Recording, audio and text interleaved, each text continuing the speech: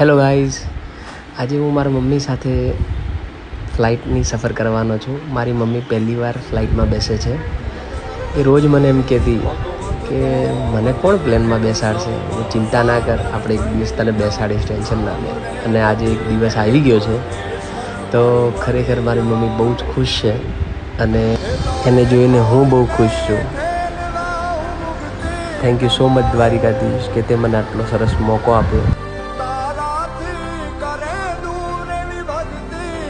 દુનિયાની હરેક ખુશી એક બાજુ અને મારી મમ્મીના ફેસ પરની સ્માઇલ એક બાજુ. Love you mummy, love you so much.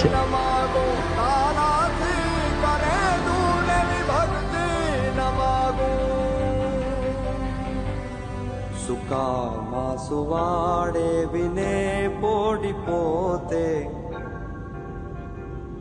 પીડા પામ પણ